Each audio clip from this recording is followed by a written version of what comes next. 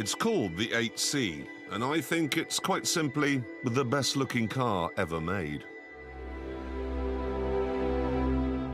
It's not dramatic.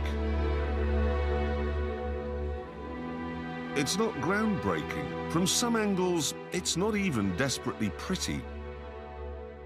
Mind you, as Francis Bacon once said, there is no beauty that hath not some strangeness about its proportions. And he's right, whoever he is.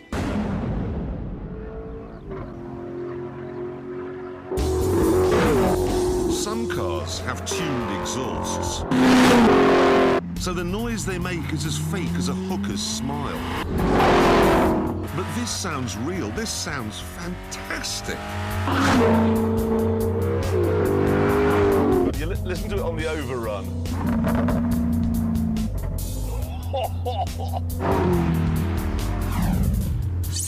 So, it looks gorgeous and it sounds amazing. And on top of that, it's an Alfa Romeo.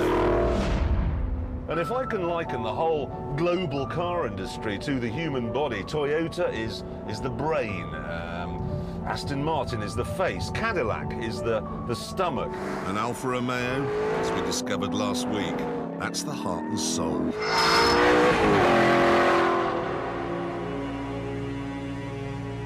So what is it then, this £110,000 car?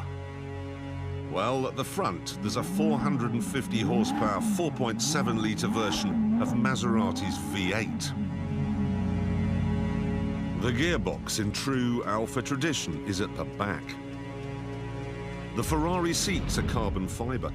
Most of the car, in fact, is carbon fibre, so it weighs less than a Mitsubishi Evo. You might imagine then that it's very fast.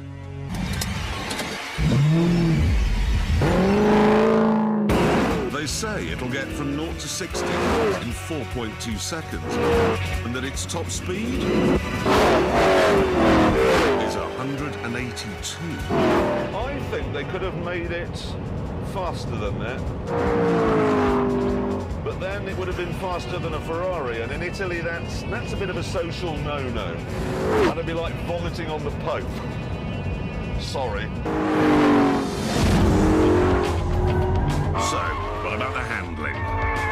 It should be good. The weight distribution is bang on, there's a low centre of gravity, it's even got a limited slip diff. Add all this together and the overall result is terrible.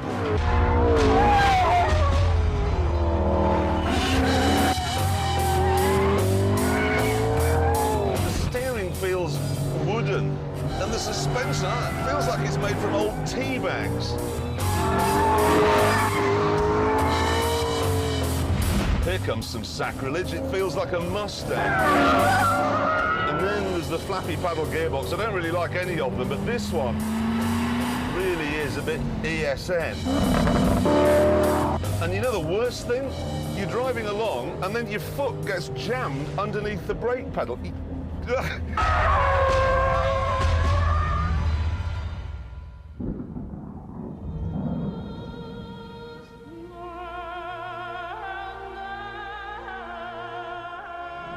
And you know what? I don't really care about any of these things because buying this car for its dynamic abilities is like buying a porn film for its plot. I don't care either that it has a ridiculous boot, or that it has no back seat, or that the steering wheel's in the wrong place.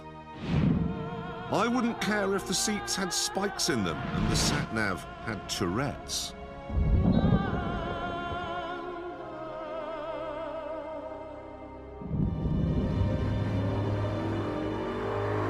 A man from the tape gallery told me the other day that a car can never be art because for something to be art, it can have no purpose other than itself, no function.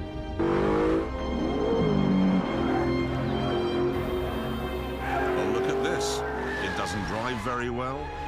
It's not been built with much care. And it is hopelessly impractical. What Alfa has built then is not a car, it's a centerfold. What Alfa has built is 14 feet of art.